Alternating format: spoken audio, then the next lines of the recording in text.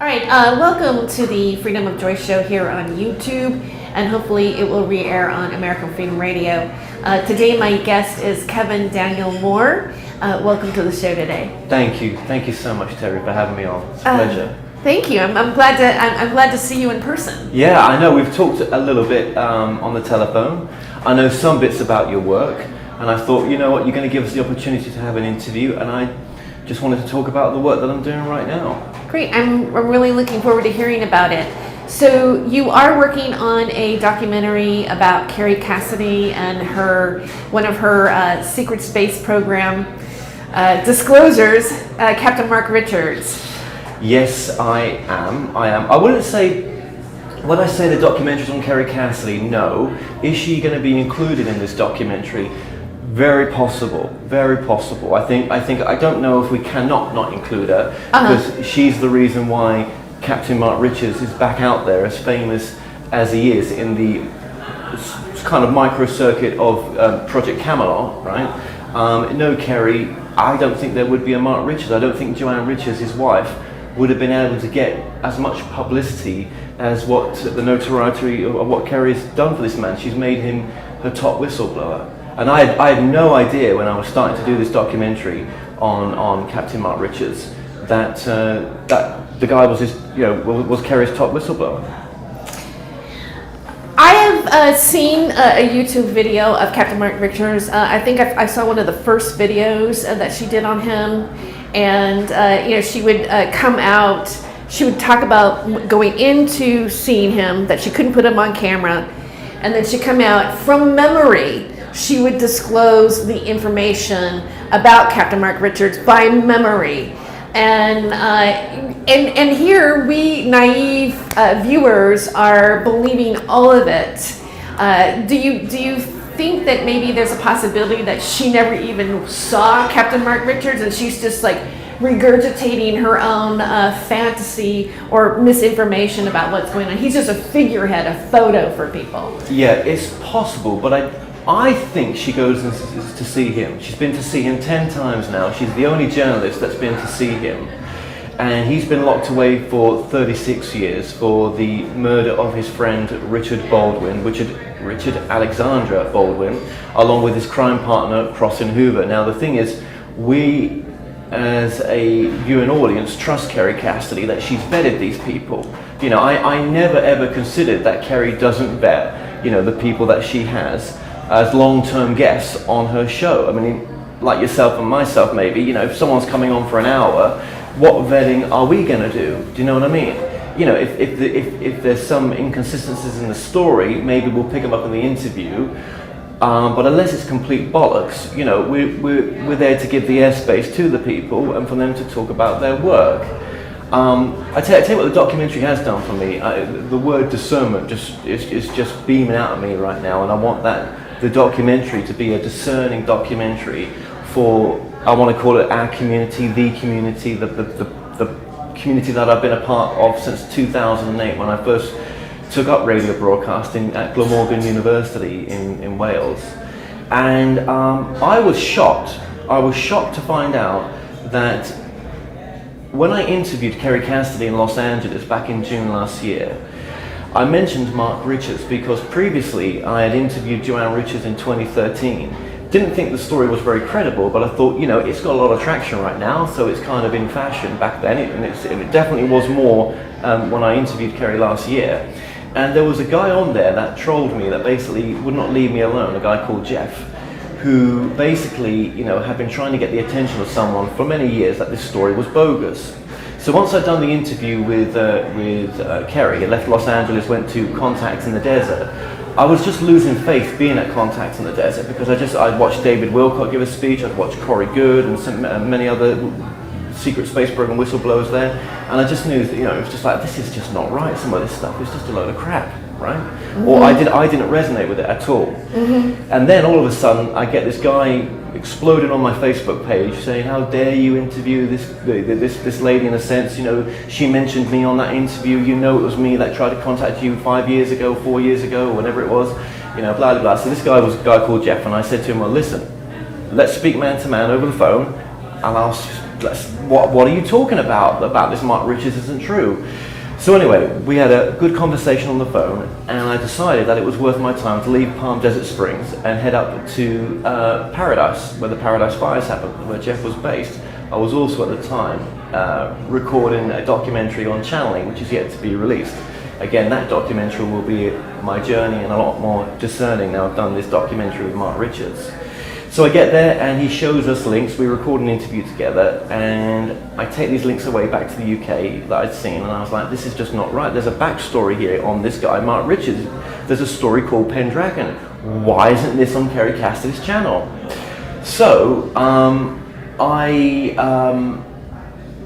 called her, and why don't we play back the audio recording that we did with her now, because she asked permission to record that conversation. I've not released it yet, and if you want to put it in this show, we can play it back now. Okay, let's play it back. I don't know if my video's working. I don't think it is. Actually, I'm not going to use video because we have a very low bandwidth here, so it's better Okay, not to. let's just use the audio. That's fine then. Yeah, that's cool. Yeah, sorry I kept missing you and everything else. That was my fault a little bit. I just got back to the UK yesterday, last night actually. So that was a long flight. Yes. So yeah, you're over in the UK then. I am, yes. Okay, cool. Yeah. Well, yeah, what I've been wanting to reach you for was just to let you know about a chap that I run into when I was over in San Francisco. So I was over at Contact in the Desert, and I just released my interview with yourself, and when I was at Contact, this chap got in contact with us by audio, by the phone. Eventually, once we swapped numbers and everything else, to tell me a story about this chap, Mark Richards. Now, initially, I did not want to speak to him really, because I didn't want anything to do with it. You know what I mean? I've put my interview with you out, and it really, it's really not my business, to be honest with you. But doing this documentary on channeling, one thing it's shown me is that I've had to show discernment just in that channeling documentary quite a bit, right? And I thought, well, if I'm going to apply it to that, then maybe I should apply it to this other, side as well, this UFO side that I'm into. So I thought about it, and I thought, well, go on then, I'll speak to him, and I did. And it was interesting what he had to say. This guy knew the son of a guy called Baldwin, this guy that was murdered in the case of Mark Richards. That's how he knew the son, not the family much. But anyway, so he's telling me this story over the phone, and he sends me a couple of links, and it was just interesting what was in what the links had to say. I'd never come across the murder before. I thought Mark Richards was innocent. Did you know what I mean? Like probably you do as well. You thought he was what? I'm sorry. No, I'm saying I thought he was innocent. I mean, when I watched it, He is actually innocent. Yeah. Now, I'm going to record this if you don't mind. Oh, and sure, by the way, sure. You should turn your video off because it still looks like it's trying to put video on, which is dragging down the bandwidth. Oh, hang on then. So you have to actually hit your camera and turn it off, which is when you click on your camera, it either has a slash through it, meaning it's off. Yeah, it's got the slash through there. It's got the slash through there already. I just checked it now while I was speaking. Odd. Okay, Yeah. well, it seems, I guess we're having low bandwidth. All right, well, whatever. We can't do anything about it. Let me just make sure. Let me just make sure. You're Kevin Moore, and you're saying you interviewed me, and then you got contacted by some guy. And could you clarify who this guy is? Because what I'd like to do is, if you don't mind, it's up to you. If you want, if you don't want me to pass it on, I won't. But I would give it to Joanne, Mark's wife, so he sees what people are doing. Because obviously they have a legal case. They're trying to get Mark out of prison. If people are calling people associated with me and giving them, wrong information or whatever kind of information they're giving, it can be very useful for them. So, do you mind that, or Oh would you rather I no, don't do that? no. Of course you can pass it on. Absolutely, All right. absolutely. So, if you could tell me again, who is this person that called you? This is a guy called Jeff Reed. Jeff Rees? Reed. Reeve. Okay. Reed. Yeah, Jeff Reed. Okay. And then what was the gist of what he was saying again? I don't quite understand. Sure, sure. Well, again, I'll answer it from this perspective, right? Before I just answer that, like I said to you, I mean, I've interviewed Joanne oh God, man, it was a few years ago now. Do you know what I mean? It was many moons ago. Was it 2013? It might have been, and I interviewed her because, well, I guess I knew it was a popular subject at the time. This was like years ago. I knew it was a popular subject, but. I mean, there were some things in the story that didn't sit with me. Do you know what I mean? But hey, we don't believe in everything we're told, do we? But No. the main thing was, that this man was, had been innocently framed, and I think anyone watching or having seen your interviews with this guy would have felt the same way. And I mean, I wasn't thinking of Mark Richards. Do you know what I mean? Much when we did the interview with yourself, but. This was a chap that had contacted me before years ago when I released that first interview with Joanne. After the interview, he contacted. Well, I say contacted. We had a slight email exchange, but again, I forgot about his email exchange. Loads of other things going on. That's not my life. But when he recontacted me again while I was at Contact in the Desert, he was like, this is the guy that sent you that original email. And I was like. Oh, hang on, I do know you. And then it got into a bit of a heated argument because I really didn't want to know about it. Do you know what I mean? Unless he's got some really good evidence that this man's innocent, you can't go around and just, saying that someone is guilty. I mean, that doesn't work in my book. You have to be provable. Do you know what I mean? And at the same time, I didn't want to get involved in it neither because, well, I'm making a documentary on channeling. I mean, this is, it's stuff I cover, this stuff, but it's not stuff I'm focused on right now. Do you know what I mean? But Sure. what was interesting was he was telling me the story that, and none of this can be backed up, none of this can be verified as such, this part of his story, but as a child, he knew the Baldwin, the son of Baldwin, the son of the chap that was murdered. So, what's the guy that was murdered? What was his name? It was, I haven't got it in front of me. Just bear with me, I'll just grab it. The guy that was murdered was Richard A. Baldwin, 36. So Richard A. Baldwin, 36, was the man that was murdered. And this guy knew that man's son. And this guy was also from that area as well. He was a kid at the time. So when that murder of Richard A. Baldwin took place, it was made very well known to him that do you know that kid you was hanging around with? Well, that kid's father is the man that's been murdered. So he grew up in that era basically. Now again, none of this is provable that he knew that child or that he was there. But what was interesting, what he sent through to me, was the 22 links on the actual murder case, and when I started going through the links, well, it was kind of obvious to me then that this murder really did take place, right? And it's such an old case that it's not a modern case. This was July 6, 1982. So it's it may seem not that long ago for some people, but actually that is a while ago. That is a while ago, and a couple of the people who were released recently. Hoover was one of the kids associated with Richard. Sorry, not Richard. I mean Mark. that was enticed by Mark to make the murder happen.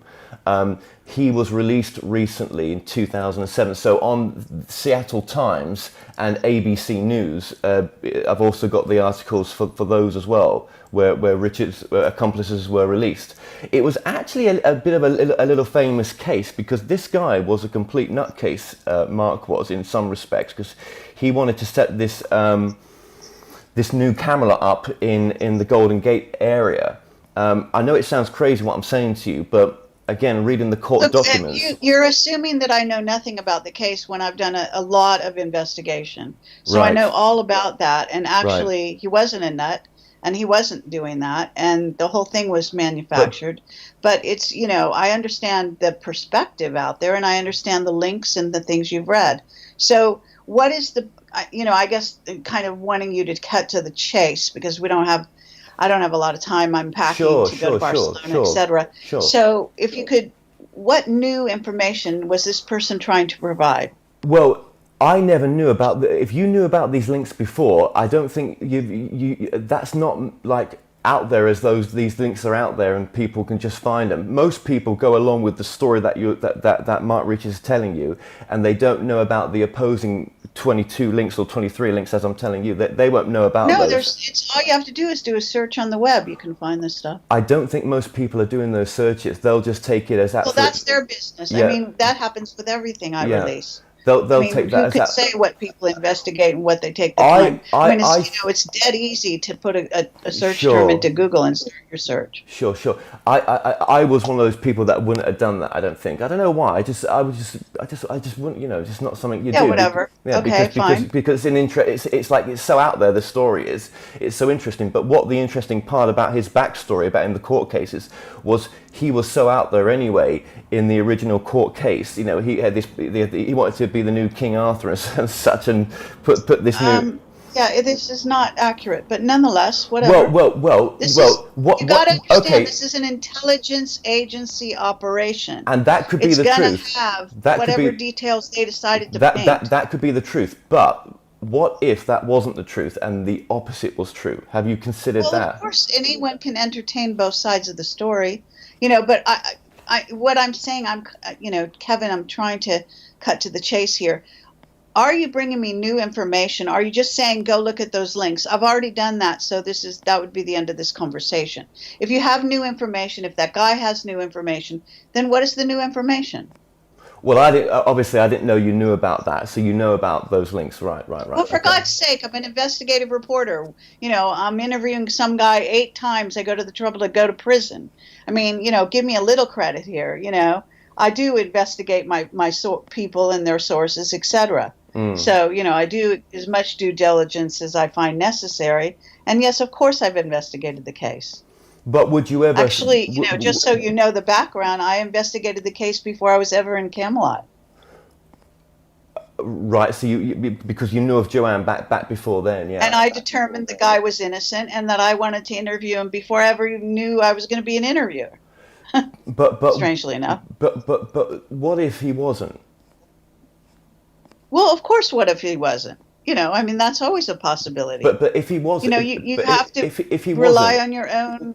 But if he wasn't, own inner whatever kind of thing. Sure. But I can't tell you what to think. I don't want to tell you what to think. But you're making a call to me. You're claiming this guy calls you.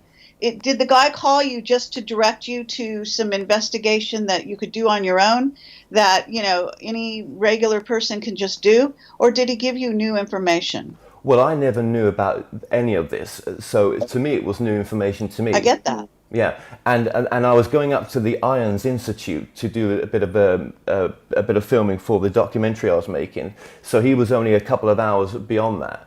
So I did a little interview with him just to film him.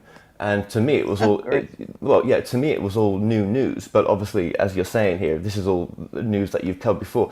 To me, the thing was, right, well, if he wasn't innocent and he had actually done these, then him trying to create this coup would have been just as crazy as the information he's bringing out now. What if he is not telling the truth? That's all I'm saying.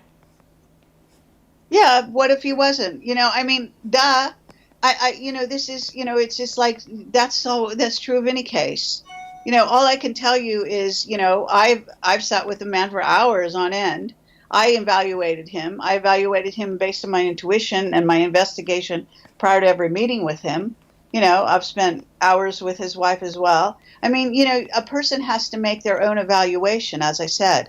Now, of course, there are going to be people who are supporting the family of the murderers. And keep in mind that Mark is supposed to be, of all things, the mastermind, which is complete absurdity, of two people who did the murder. He didn't do the murder anyway, from the point of view of the state.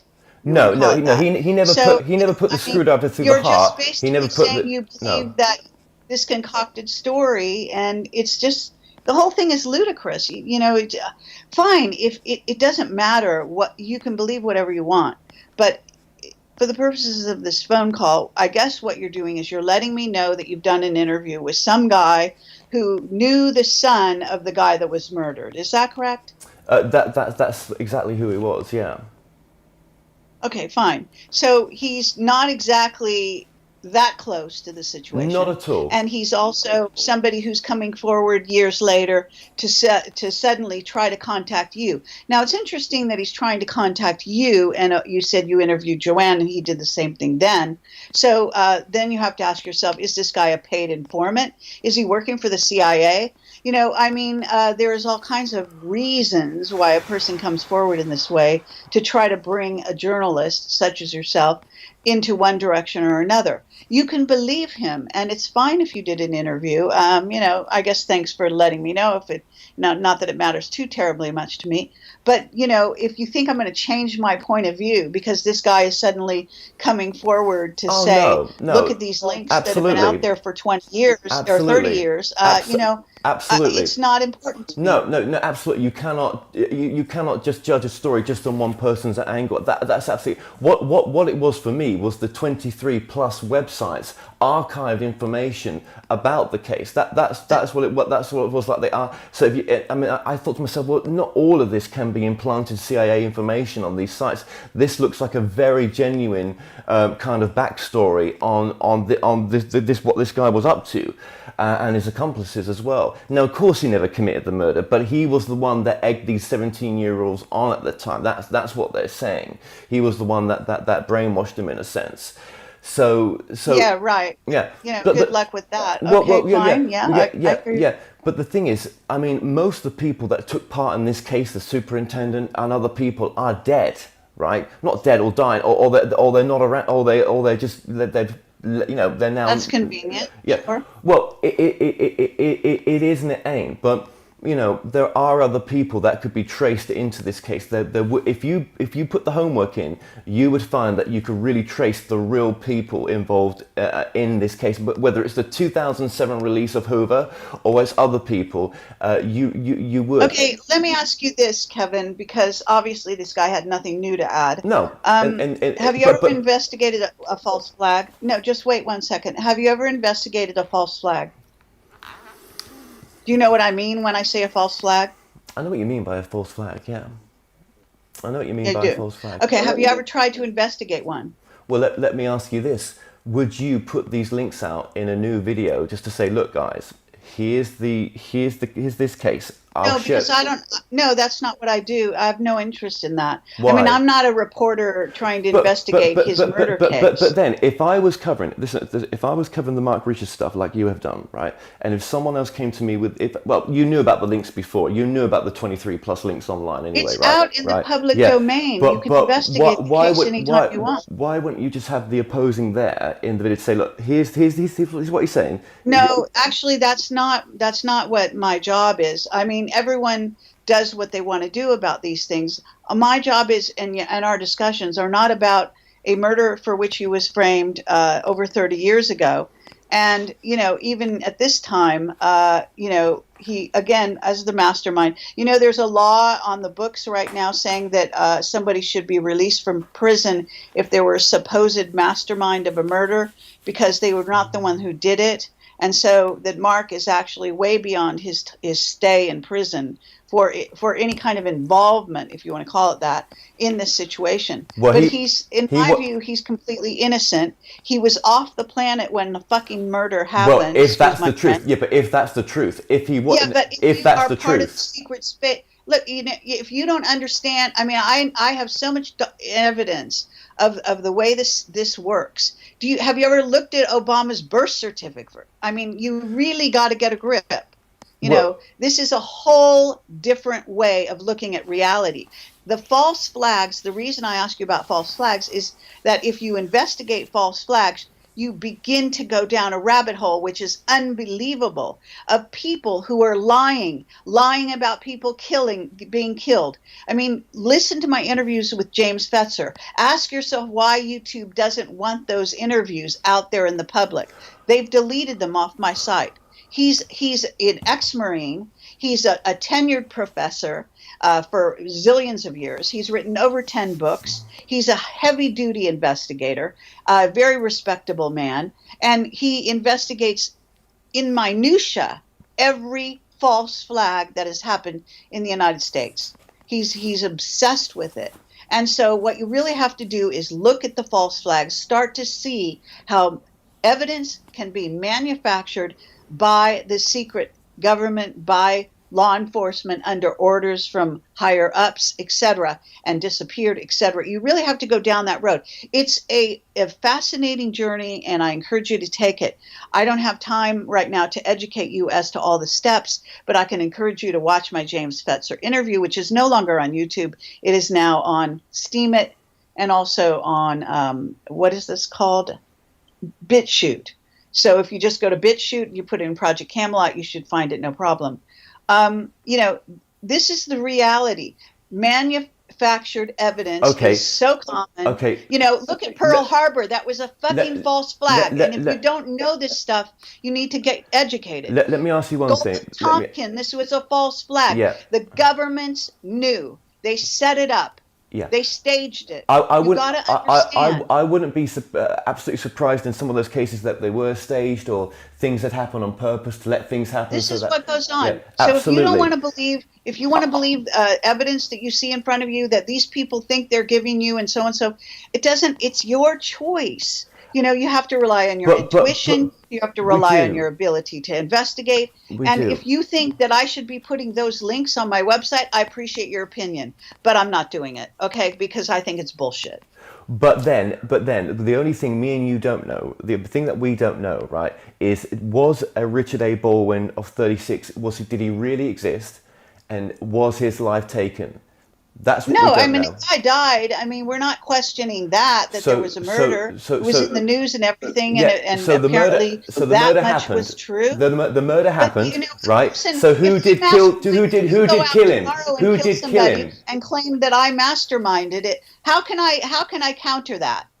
Seriously, but then, it's a method of the mind. You're talking about a man who didn't come with any kind of instrument, show up on the scene or anything. He was supposed to have masterminded it. That is a mental... Did David Koresh mastermind, whatever that was called, Waco? Are these people responsible? Did Jesus persuade people of things, or did he verbally did you record his voice? Did he actually write in the Bible those words? Well, we don't know any of that, but we're talking about this particular case. This is what we're talking about. Think about it. You're talking about, it's basically, when you reduce it all down, it's fucking word of mouth. There's nothing that can prove it. Absolutely not. This murder victim, I can't prove a thing. I wasn't there at all. No, none of us were. It's not about whether you were there. I'm saying what he was accused of was masterminding a murder. And I'm saying to you, you can read all the evidence you want of the murder, but you cannot prove that those 17-year-olds were brain controlled by him. Who else could brain control and who's very likely to mind control people? Well, hello, the Nazis. Well, hello, the people that took over mind control technology from the Nazis, which is the secret government. But Well, then hello, he had this is it Mark idea. Richards an individual or is it the state? You know, He you put your allegiance with the state in this conversation, certainly. And, all I'm saying to you is that's not my point of view. I see way beyond that. And I've got proofs for so many years, and it's just ridiculous. All I can tell you is look at Obama's birth certificate and ask yourself, that fucking guy was president of the United States, and the lies are just so plentiful, it's unbelievable. So get a grip. This is the reality we live in. I didn't create it, but I can tell you that if you want to believe the evidence that this man is showing you, that's already very much in the public domain and has been for 30 God knows how many years, do so. It's all right. If you want to put it on your website, if you want to put all the links for people, you've done an interview with me, which is not very nice because it was visually horrible. But aside from that, I think my information was good and clear. I mean, I don't encourage people to think It what I wasn't want them to visually think. I horrible. want them to think for themselves. It wasn't But I'm visually not, horrible. on the other hand, I am not going to become, a worker for the state and post their bullshit. I'm not going on to mainstream news and post their lies. I mean, I'll post what I feel is the closest thing to the truth and allow people to decide for themselves. If they want to investigate further, and I always encourage people to do that, then so be it, and that's great. And if they want to make decisions one way or the other, that's great too. You Well, want to decide whether Jesus really walked on the earth and you want to investigate it? Do so. Investigate whatever you like. My point here is that the state manufactures evidence like you would not believe. And I've been doing this for 12 and a half years, and I've only become more certain of this rather than less. yeah, So and you have to make your own decisions. I don't, and I know you got to get going now, and I don't disagree with you that the state does manufacture bullshit, absolutely. But I don't know, maybe it's my intuition, maybe that's alarming here. But he did talk about he wanted to isolate a part of Marine County and transform it into the model of Camelot. I mean, I don't know. That sounds kind of benign to me. What's the model of Camelot? I mean, you know what? Kennedy and Jackie were known for return to Camelot. What are you going to do about that? Accuse them of something too? Well, no, Really, they've seriously, not murdered Project anyone. Camelot. Yeah. What do you want to accuse me of? I, as far as people could say, I'm fucking crazy. I think I'm the reincarnation of Guinevere. What are you going to do about that? I sound fucking crazy. I can tell you that Bill Ryan comes from the Arthurian bloodline, according to Illuminati, that we've got proof of that. Okay. He's O negative. What do you want to do with that information? You want to say we're crazy? No. Is he really a descendant of the Arthurian bloodline? He's been told by several psychics he is. That's my intuitive take. He doesn't claim it. He doesn't even like hearing that. But he's not murdered. What do you want to do with this stuff? It sounds outlandish. It sounds like we're all fucking crazy. Of course. And if you want to come to that conclusion, you're very welcome to do so. Oh, I mean, listen, I've done a documentary on channeling. I mean, I'll be the first to say all that. Do you know what I mean? Absolutely. Right. So, I mean, I'm sorry to be abrupt with you. I don't have a background of anything bad in my background. I haven't been arrested for anything, and nor have I ever been done for murder. That's the only difference. That's the only difference. Well, I mean, with unreason, people can be accused of anything and framed for anything. It's astonishing the number of people who have so-called suicided themselves, shooting themselves in the head several times. That's a physical impossibility. I mean, these things Absolutely. are in the news, and I would agree with you. And I would agree with you with what you're saying. I would agree with you with what you're saying. Where do you draw the line? Seriously. Well, that's the thing. You just have to look at the evidence. If it resonates with you, Kevin, I can't think for you. All I can tell you is, I've gone down that rabbit hole. I've made my decision, and I've done my interviews. If you want to believe that this stuff is not true and you want to put out the other side, go right ahead. It's fine. But I'm go on. Okay. Well, I'm not looking at creating something that's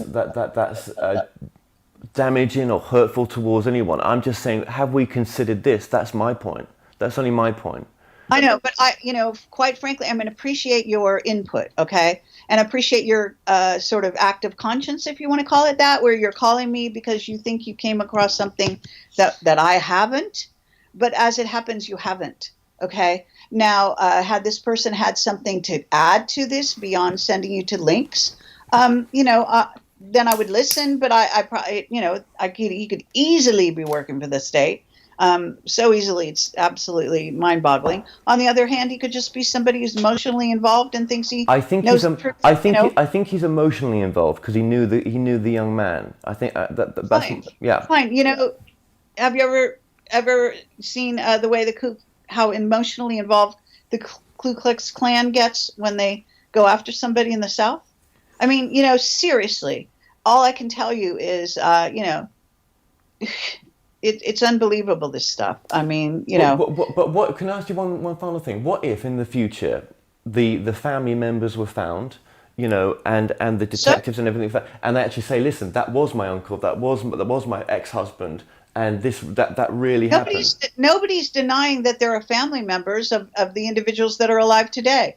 Nobody's denying that those people exist. But then what you're saying is that Richard was off planet and he had nothing to do with it, basically. Yeah.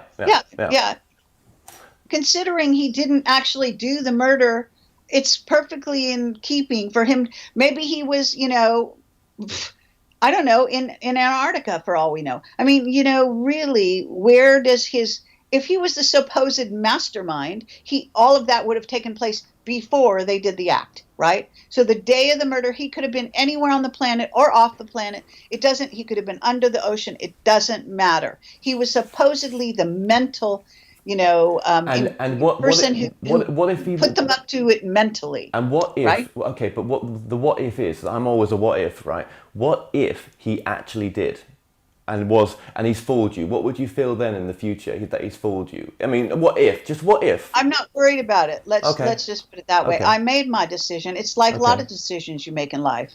You make them. You lay your bets where you will. My whole career is based on people like this. He's not the only person I'm dealing with. No, he's not the only one that could be a what if. No, true. I've got so many whistleblowers, some of, in front of the camera, some who never did come in front of the camera.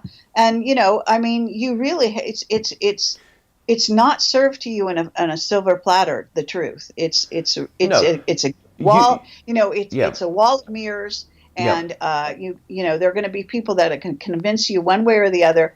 And it can all, you must have seen watch movies, seen books where it's just, you think you know one thing and then it completely reverses itself. Yeah. This is the name of the game. You must make your own decisions. And and basically I can't help you with that. I do what I do. You can evaluate the information he puts out. There has been a guy, if you want to talk to him, I don't know if you saw my interview with him. His name is Julian Salt. I believe that's his name. I met with him here in Britain. He is a Brit. He investigated a lot of Mark's claims, literally one by one, and found they were all correct. So you can go talk to that person, for example, if you are really in a state over this situation. There's ways to investigate, both sides of the question. Well, that's something that I've got to consider. Yeah, I mean, I'm just like, well, I think there's truth out there. This is my take on it right now, especially after being at Contact in the Desert and Alien Con. There's truth out there. Yeah, Contact in the Desert is a fucking can of worms. A lot of those people are mind controlled. They're lying through their teeth. They're not being honest. And I can go right down the list of speakers and tell you who's lying. If you're using that as a reference kind of logical thought, I'm sorry. No, I was going to say to you that going to these places, there's about 20% of truth, if that, and 80% bollocks, if that, 20%'s true. Fine. Yeah.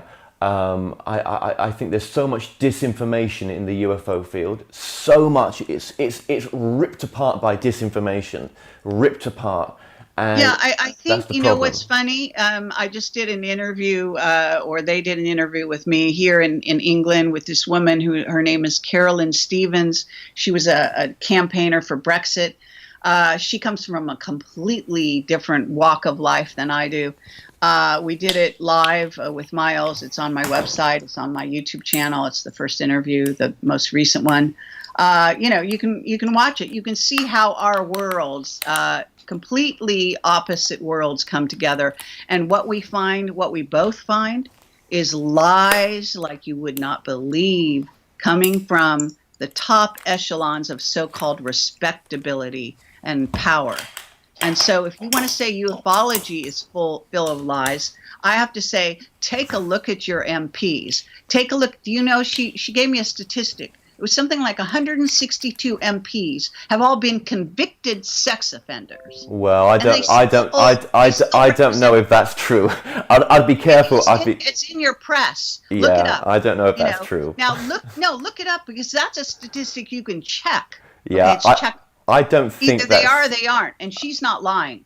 So, you know, she ran for office. She ran to become an MP herself. yeah. She's completely lodged in the mainstream, you know, and her stuff is all out there. So all I'm saying to you is, you know, you want to accuse ufology of lies. Hollywood is full of lies. I worked in Of course entertainment it for 20 is. Of years. course it Uh, is.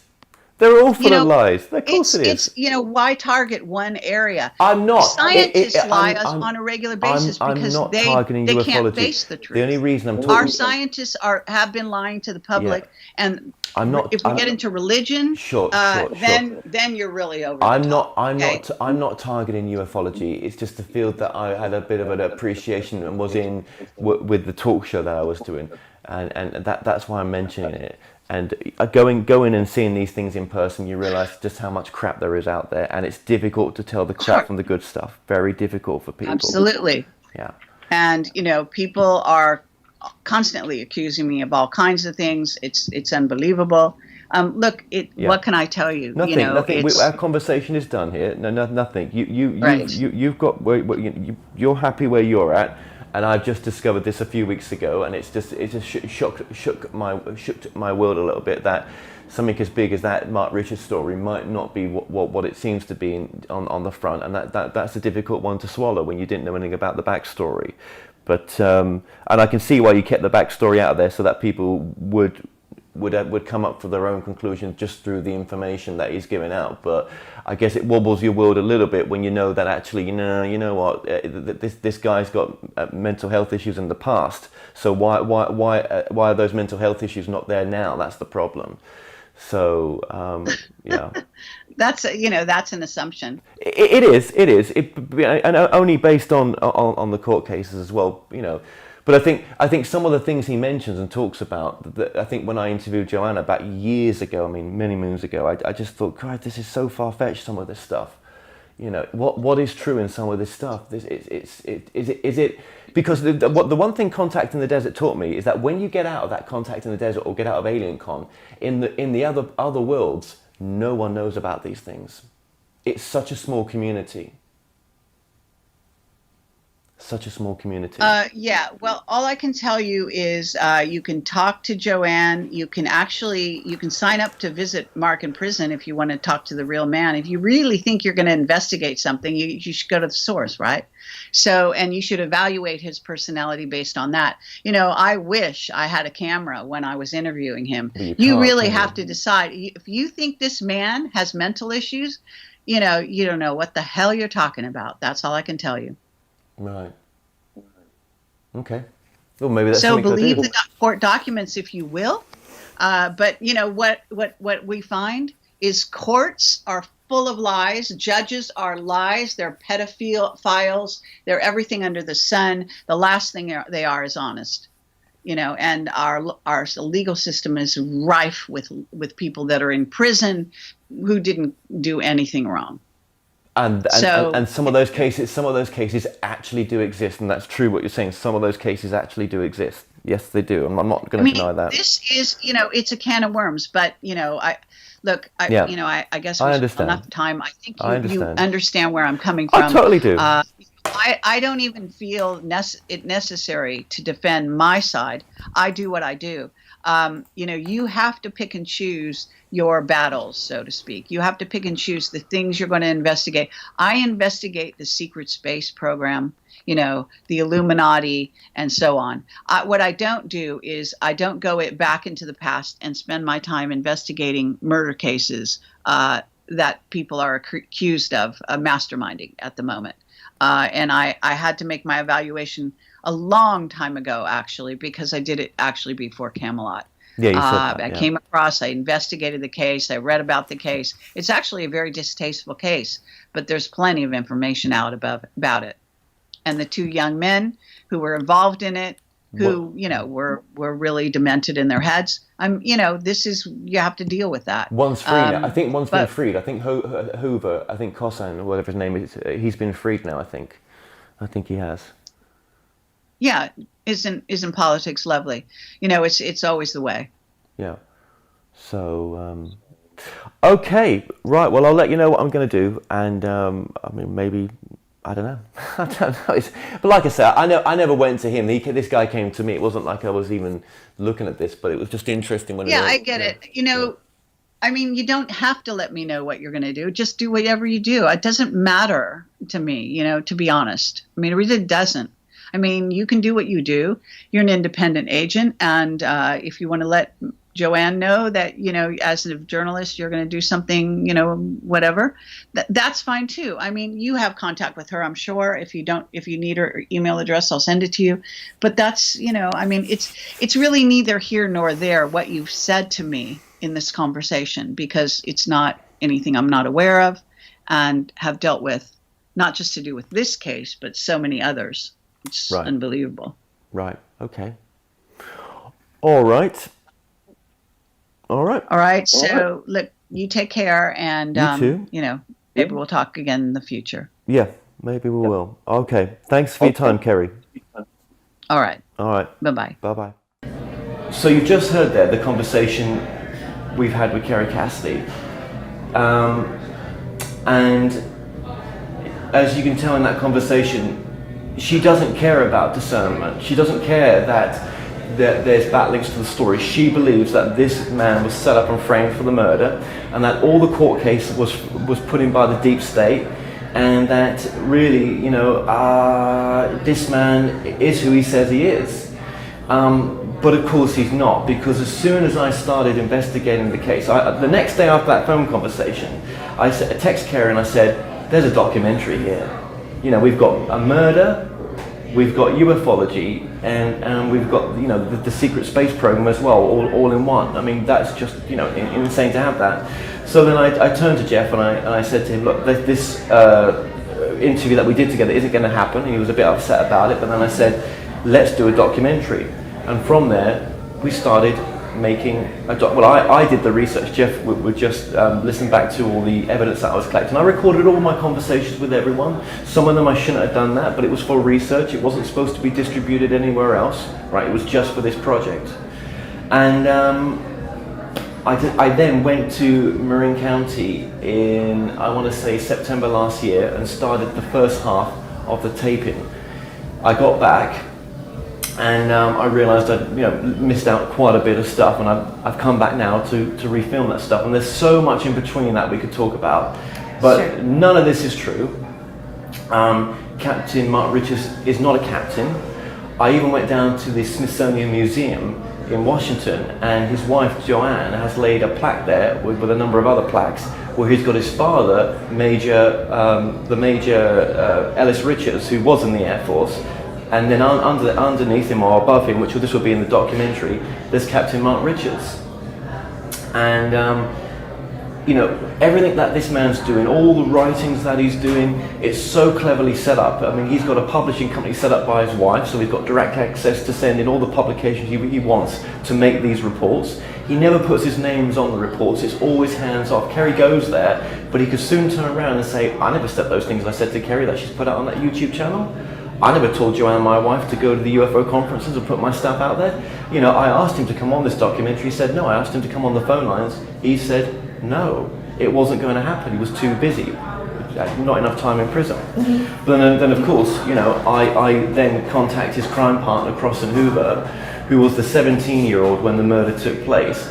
This man did the murder on behalf of Mark Richards. He was stood a foot away from him when he did it. He was manipulated by Mark Richards, who was 29, and so was another guy called Andrew Campbell. Andrew Campbell got state testimony. He was a state's witness and placed Crossan and Andrew at the murder scene while he stayed at the murder victim's house and ransacked the house. Okay, I've now found Andrew Campbell here in LA. No one's ever interviewed him before, and I'm going to go back down and track him down. I'm on a mission right now to find him for the documentary. Okay, but I don't need to prove anything because everything's in the court records. I've spoke to the lead detective who arrested that man and put a gun to cross his head as he arrested him on July 13th, 1982, and took him into to be interviewed. He gave me the 6 of the original interview tapes as they would have been in an interview room. And to hear that 17-year-old man tell the truth back then in the day, and to still hear him now over prison phone lines, and having sat next to him, my mission on this documentary was a promise to him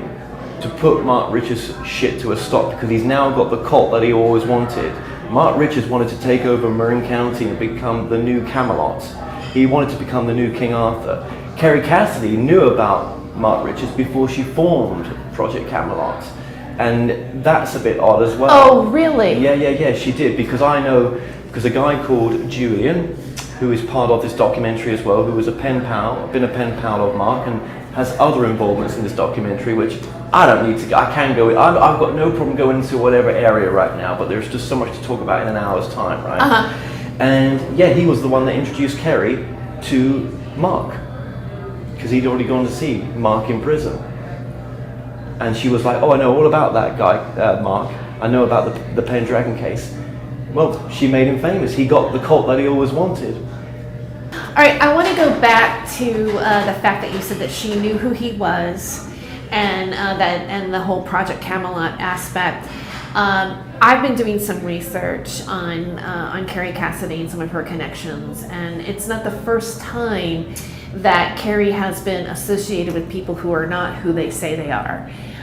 One of the Alex Collier, who is also a UFO disclosure about the Andromedans.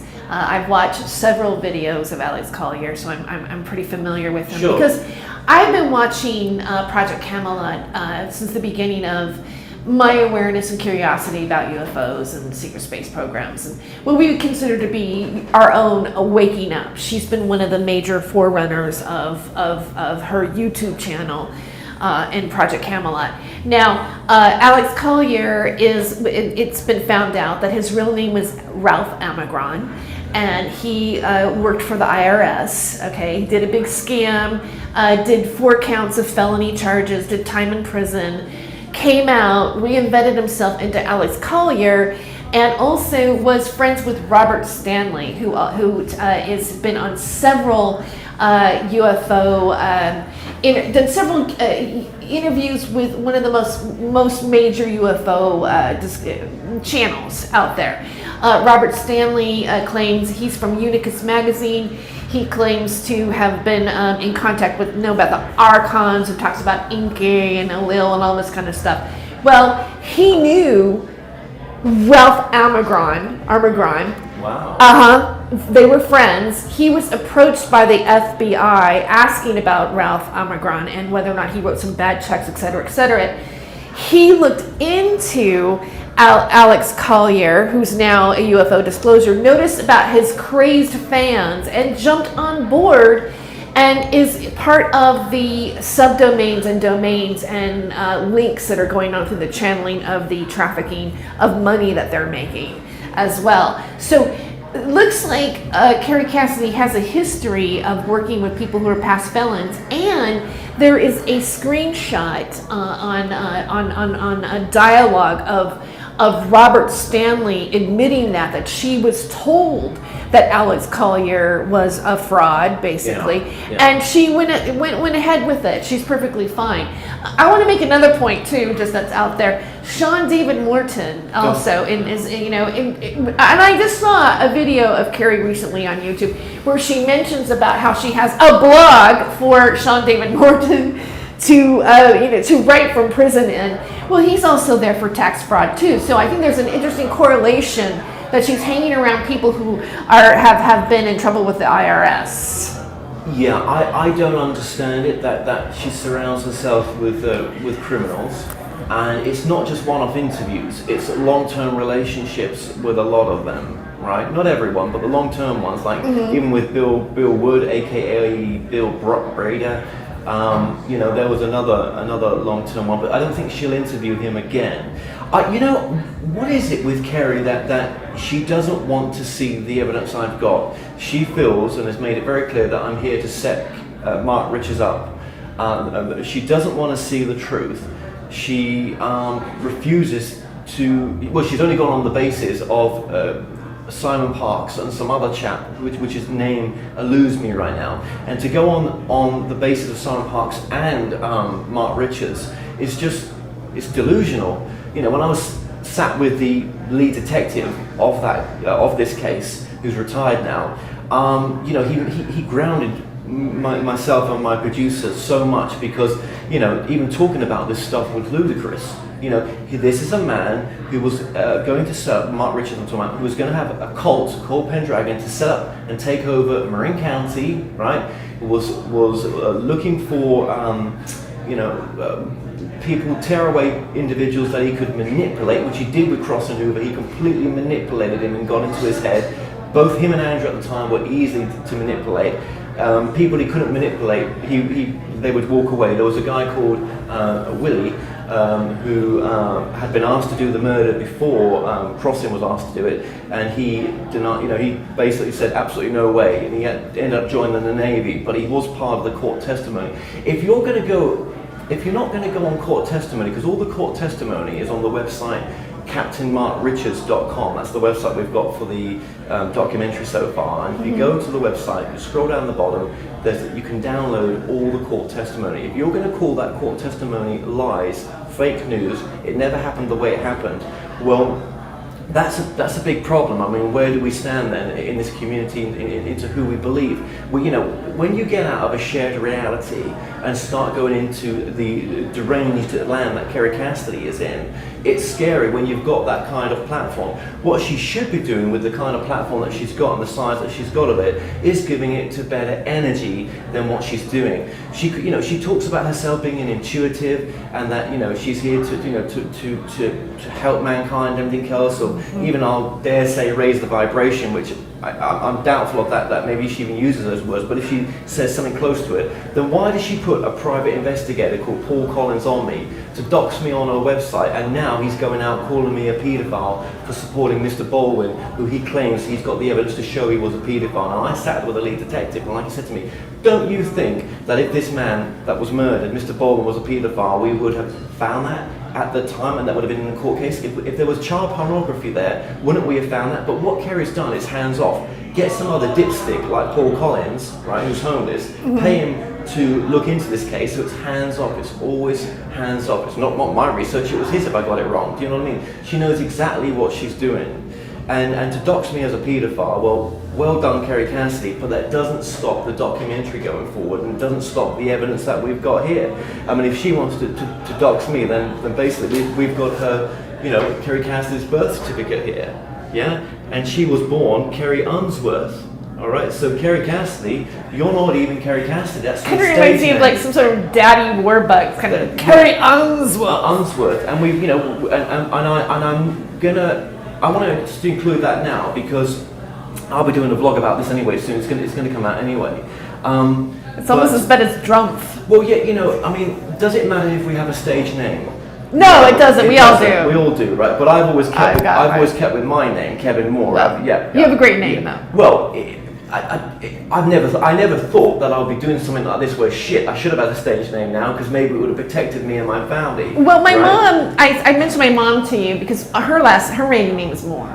She goes, really? Is it more like Armour? I go, yes, Mom. Here's another thing as well. I mean, look, I am looking into you, Kerry. Don't worry about that. I'm having to right now because of what you've done. It's whether this carries on to the documentary or not. I don't know, but if you're going to go and do the things that you're doing to me, and you know, I'm the guy that's investigating Mark Richards, and you don't want me to investigate him. All you want to do is destroy my character. Fine. Well, what do you expect I'm going to do? You know, not look at who you really are as well. And I'm not. And this is public data. Do you know what I mean? This is public information. A birth certificate.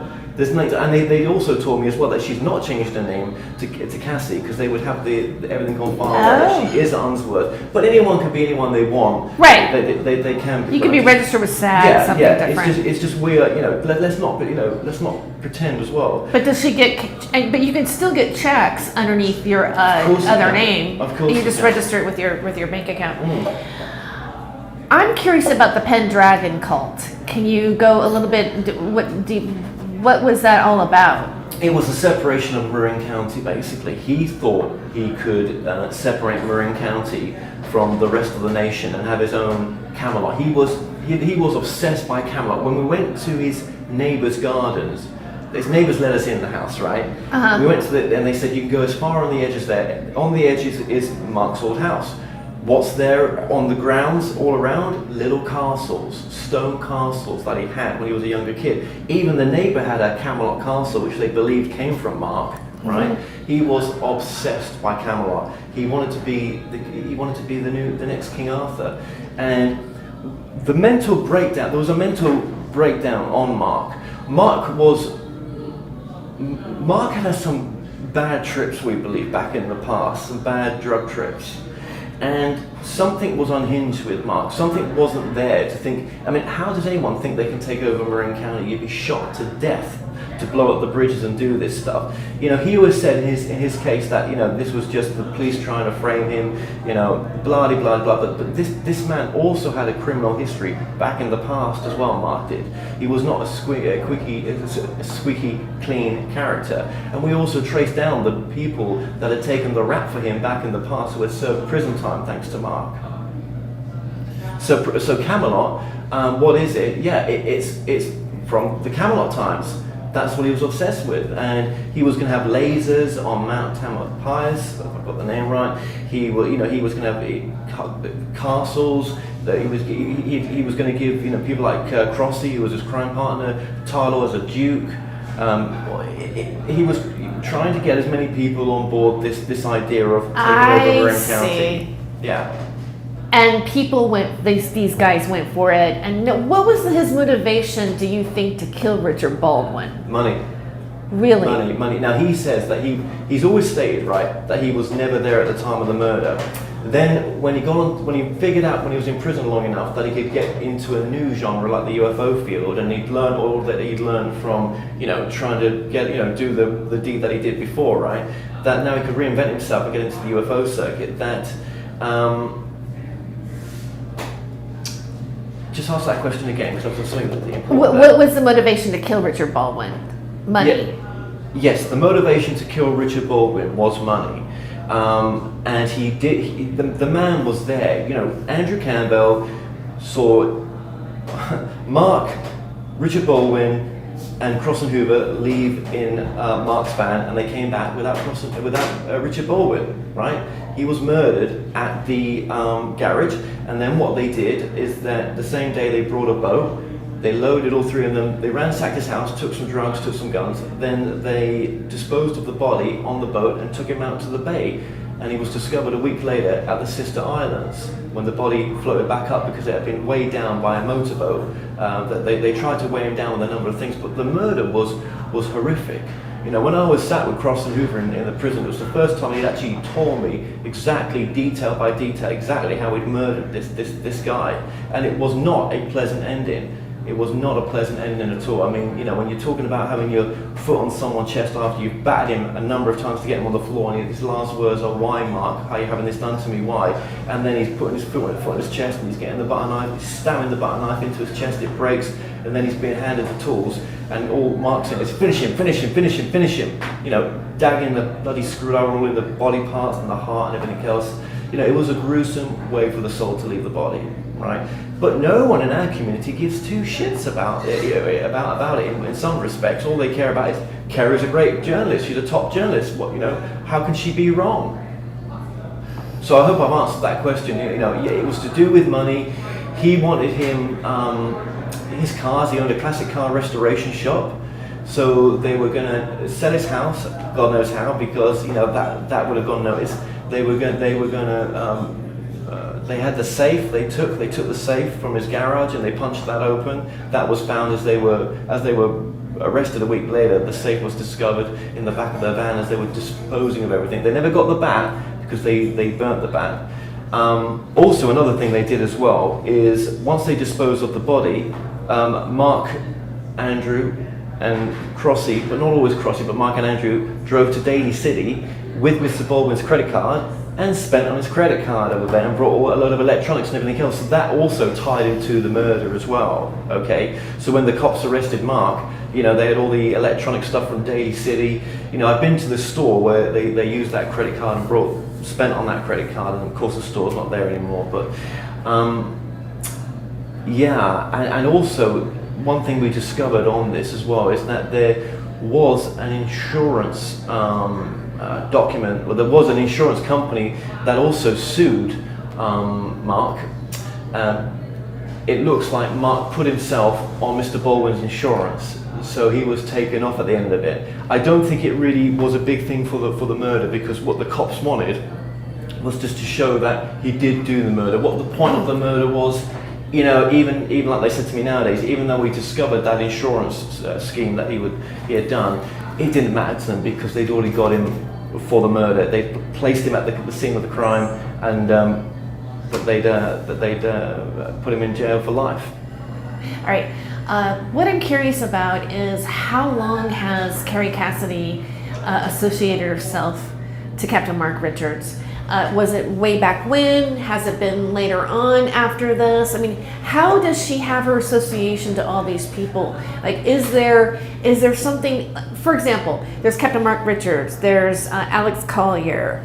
There's Robert Stanley. There's a link and a scam that seems to be connected to what you're investigating, as well as the domains and the subdomains that I've been looking at, and how the money is trafficking. It almost seems like it's a whole group of people that are basically felons and murderers that are posing themselves as fake UFO disclosure people in order to traffic money to different sources. See, I don't know what I think about that. I don't even know if I can answer that. I mean, what do I know about that? I can only tell you that her top whistleblower is an absolute fraud and is not who he says he is, and that's been my life since last June, to look into this and interview people that were there. I've interviewed everyone that was there and willing to talk so far, right? And the tie-in with what you're doing, honestly, I don't know if she's insane. I don't know if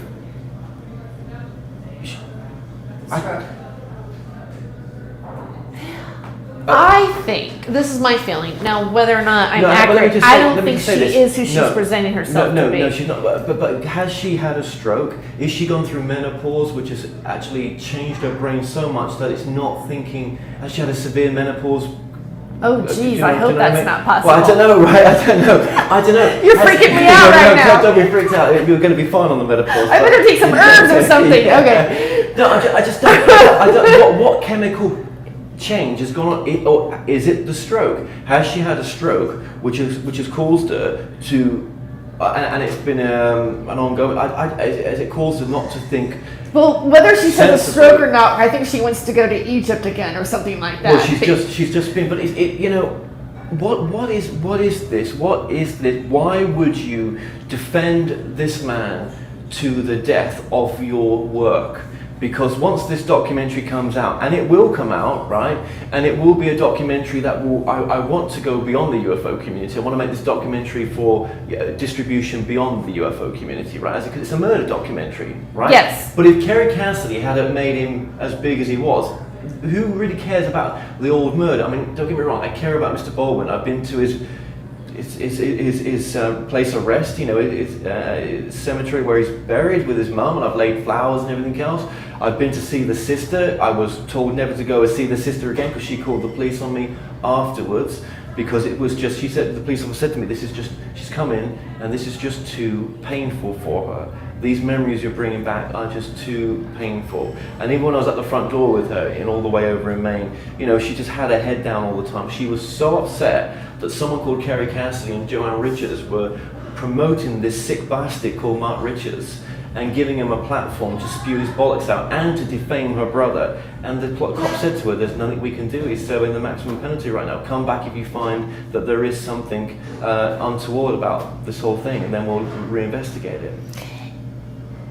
From my own personal collective memory, when she first launched Captain Mark Richards, we did not know why he was in prison. She made it appear that he was in prison. He was falsely, put in there framed, yeah, because of, his association with the secret space program. And now we find out. So that in itself, she's misrepresented her guest The whole thing grossly. is and all she did was to now outs me out as a paedophile. Right, and to, I mean, yeah, okay, I've got a past where before I went to university in 2008, I was thinking about, setting up a sex toy store, and I moved to Amsterdam, tried to get it up and running, it never worked out, and then I went to uni and I reinvented myself. I had a software company before that as well, and she's got this wanker called Paul Collins who thinks he's so clever and has brought all this bollocks up on me, but it's not all quite true at all, right? But I've had to be honest about it because I've got nothing to deny here. All I've done is, there's the evidence. I mean, even on these certificates in front of me, these are the death certificates of Mark's mother and father. Mark is supposed to have taken his father around the universe with him, or to different places where they've done missions together and everything else. But unfortunately, on his death certificate, it says he was a quadriplegic for 42 years. So he wasn't even able to, to do the normal things that we can do as well. And, the reason for looking into Mark's mother as well is obviously what happened? How did Joanne Richards get the house? How does she get the house where Mark is now living? She married him in prison, and she's now got the house. Did he know her before prison? No. God, those women who marry people in prison. Well, no, I've met. We know why she probably did this. I've met Crossin Hoover's wife, and she's lovely. She met him in prison as well. Okay. Joanne, his wife, treats everyone like, she portrays herself as being sweet and innocent. She is big time into this fraud, of Mark Richards. She knows deep down. I met one of her previous husbands, Jack Peru, right? And she's warned me right now to stay away from her husbands, stop looking into her. It's none of the business of the documentary. Oh, really? Yeah. But unfortunately, I've gone to the Marine Civic Centre and I've got all the documentations of Lois Richards' last will and testimony and everything else. And Joanne had full power of attorney, and she moved her to a place called Galt, which was many miles outside the San Anselmo house when she got full power of attorney. Now, I'm not saying that she misused her power. I'm saying I've had to look into everything because where is the money in all this? Who benefits from supporting Mark and why? And of course, on Lois's death certificate, she suffers from dementia at the end of her life. So what was she signing? What was really going on? Now, the interesting thing with Joanne Richards is that on the power of attorney, there's another lady called Beth McDermott as well. And at 14 years old, Beth McDermott was put on the trust for the house. I traced Beth McDermott down just recently, and she said to me, "Oh, I didn't know anything about that. I've forgotten about that trust a little bit." I said, "Hang on a minute. You should be kept updated with the trust." "Oh, I've not signed anything. I've done anything for years." "Oh, you've not, have you?" "Right." I said, "You do know what Joanne's doing, that she's, Mark's claiming he's part of the secret space program and everything else." She had no idea about any of this stuff, right? And I did say to her, well, me and my producer did say to her that, Beth, you were the saving grace for Lois. Without you being on that, well, you're saving grace for Mark, actually. Without you being on that deed, on that trust, the trust for the estate, Joanne could have taken that house from Mark. It could have happened. So you were his saving grace. But there's so many untoward things here that we've discovered that that are not correct. There's even things to do with the deed that I'm not going to go into here right now, but there's certain things that aren't quite right that we've discovered. And the reason for looking into the husbands and everything else is because I wanted to know who was this lady prior to meeting Mark. And we found that she's got 20 something names that she goes by from previous husbands. And there's something not quite right. There's something not quite right. And they always say follow the money, don't they? So it's not been a case of just attacking people. It's been a case of, where is the money going? Who benefits here? Why would someone want to promote a story when they know it's not true? Why would they go out there like Joanne Richards does and say, I've looked at the evidence, it's a setup, he never did it. That's not from the many people that I've interviewed who place him at the murder, who say how criminally insane this guy was back in the day, and no one's got nothing good to say about this man called Mark Richards. And he definitely never served in Vietnam. He wasn't a Captain Mark Richards at all. That's stolen valor. It's all just one big lie. But is it just not simple to see that? Why, I guess it's true what people say. Had Kerry backed down and said, looked at the evidence and said, I do agree, right? He's pulled the wool over my eyes. Maybe this documentary wouldn't be going ahead. But she's made it what it is, and now she's in a fight to the death, and I will fight it to the death, no problem whatsoever. There's something that you said in one of your videos that really struck, it's coming to my mind right now. You mentioned that people like Kerry Cassidy, they're on the level of being a spiritual teacher. There's a spiritual aspect to UFO disclosure that oftentimes spills into what we consider to be also New Age spirituality, and I don't know. It's just standing out of my mind about that. No, it's and true. then now we're finding out that she is not. She's pretty much. She's an evil witch. She's an evil witch because no spiritual teacher would do what they're doing. And I did say to Beth McDermott as well on the phone, I said, don't you dare give that witch, Joanne Richards as well, that house. You take that 50% that you have by rights and you put that to something good. Don't give it to that witch. But yeah, Joanne, but Kerry Cassidy, man, I just never have come across such darkness, and there is other darkness out there, but this has been one of the darkest things that I've ever done before, and it's honestly zapped a lot of energy out of me. But I wanted to show people that just because someone says something's true and they've got a big following does not make it true. That's right. And the spiritual side of it is I'm shining a light on the darkness. That's all I'm doing. And there's a lot of darkness in this field as well, because people's egos gets involved. Us people, we're a complicated thing, aren't we? But I think there is a spiritual lesson in all that we do, and there is a spiritual lesson in this documentary, most definitely. Do you think it's possible that some of this is linked to CIA or NSA or any type of disinformation campaign? Isn't it? Doesn't it look obvious that it could be? I mean, it does look so obvious that is someone being paid like Kerry to purposely put some good information out there with some good interviews, sprinkle the good, but put the shit in there as well, so that shit makes the good look bad, and it makes the whole thing look bad. So you get some good interviews, some good people, because they want to come on because it's got a large following. She'll do a good interview with them, but then she'll purposely put the crap in there so that the disinformation campaign stays on track. I don't know, I've thought about it, but is that living in insanity? Does someone or some group not want the true UFO information to come out? Or is it not that at all? It's just that this field attracts people who aren't verified, who aren't vetted, who are insane. So you've got the insane people with the stories like Mark, and you've got the insane hosts like Kerry out there, and there's many others. And anyone that wants the real UFO work not to come out must say, great job guys that you're doing out there. We don't even need to put disinformation. You're doing it so well yourself. Keep going, UFO circuit. Well, from my personal experience in being on, let's say, a host on Revolution Radio or being a host on various different platforms, I personally myself have never met Kerry Cassidy, but I know a lot of people that she was a lovely have worked with person her. when I met her. Do you know that? Oh, she was nice.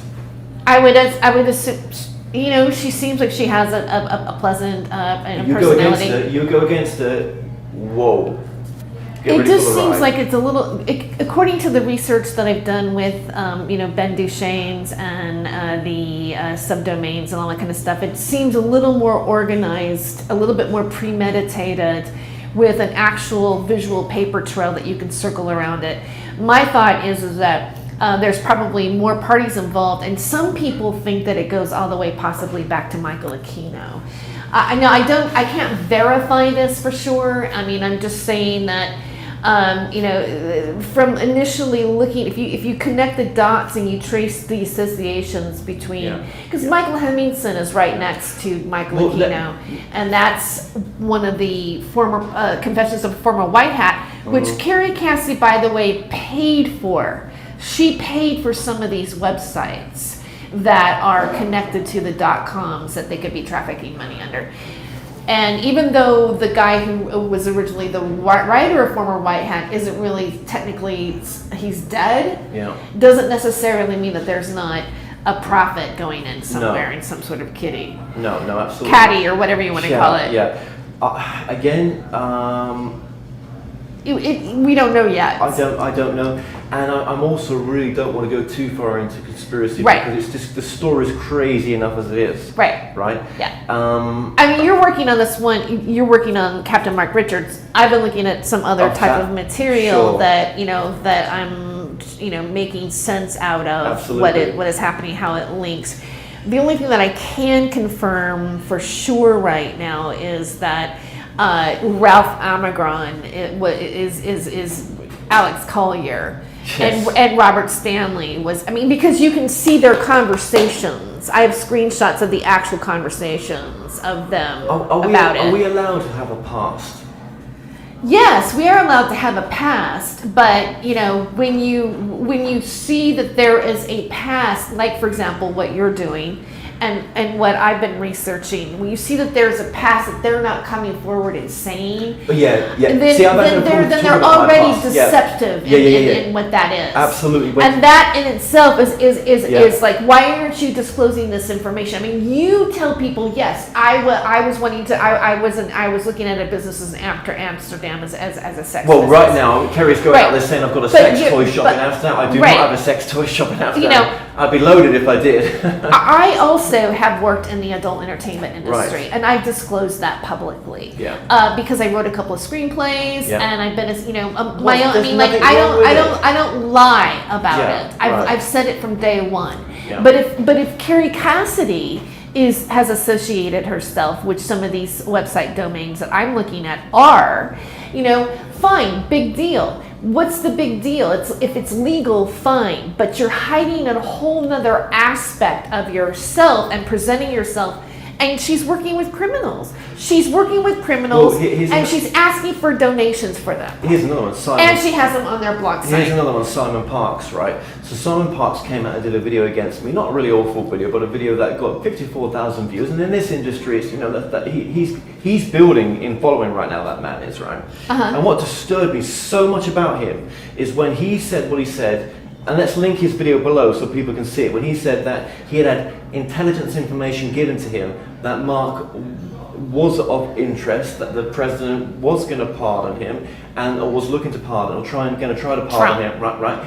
And Trump, and that this intelligence information that he'd been given by some sort of American embassy person in Battersea railway station when they were having coffee together, or hot chocolate, whatever he calls it, right?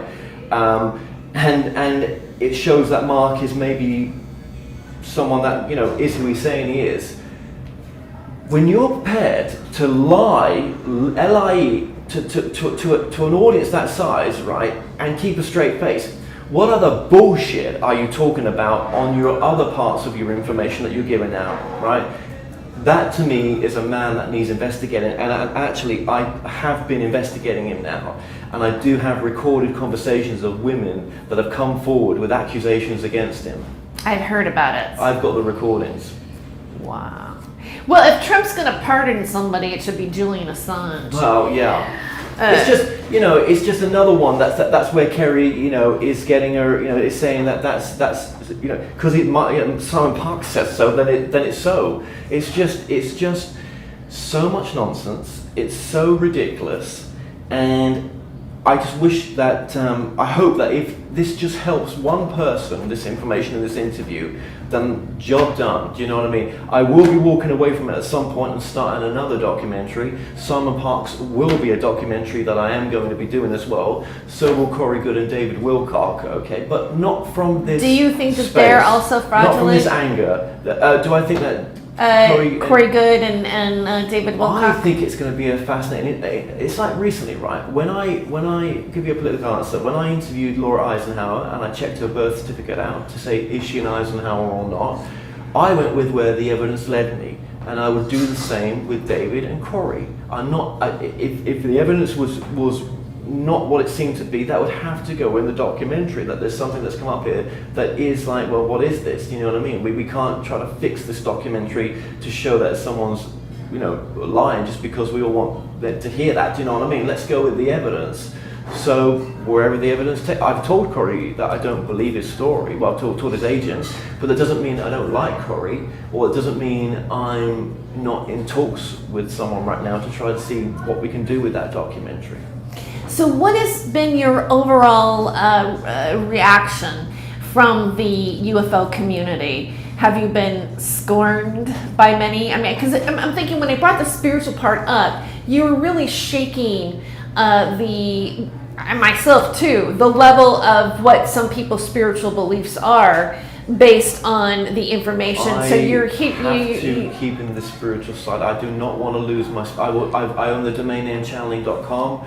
I've got a channeling documentary out that's going to come with discernment. I want to continue my work in spiritual, to go beyond the current knowledge that we have of spiritual understanding, to kind of break into a new area that we haven't gone before, maybe, or if it just shows whatever spiritual work I do, it just shows that we need to go more in present moment. That's where we really need to be. Am I embracing much of my spiritual teachings right now? Well, it's showing me that actually I came here for the sex, drugs, and rock and roll. I didn't just come here to go back in a church and just ignore or shut off part of me that I haven't experienced in this lifetime before. I came here for everything, and I do want it all. I want to keep it, I'm not here to hurt anyone. I'm trying not to hurt myself, but I think I do enjoy the roller coaster, as someone said to me the other day. Has it been easy? Well, you can tell in my expression on my face, I'm just fucking fed up right now, right? But this was an important interview I thought I'd do with you. Thank you. And right now I'm at war. That's how I feel. How's the UFO community going to take it? I hate it when the idea of duping people's spiritual awakening out of all the things we could have had frauds in. Don't do it in this field. Go and do it to corporations or something that it's not going to affect too much. But don't go and rip off people's awakening or feed them with false bullshit where people will believe you because you've got the platform and we don't even think about these questions whether something's right or not. Go with discernment. If you want to learn how to channel, you can do it with this documentary I'm making right now. Channel the inner discernment within you. When something feels off, that's because it is off. The whole thing's wrong. Your internal feelings tell you that. And when Kerry says, well, I'm an intuitive, and intuitively he's innocent, well, you never know what dark forces are working with someone sometimes, masquerading themselves as light because they're getting attention through someone who wants to give that sort of energy attention. Thank you. Is there anything else that you would like to add to the interview that you just, as a button or something that you want to make sure that those who are listening to my channel or listening to American Freedom Radio? Kerry Cassidy, I hope this documentary that I'm putting together absolutely destroys your channel and takes your work and yourself down. That's what I want to say. All right. Thank you for being here today. Thank you. And it's great to see you face to face. best wishes on the project. I support you 100%. And I want to thank everybody else for listening to the Freedom of Joyce show and supporting my channel.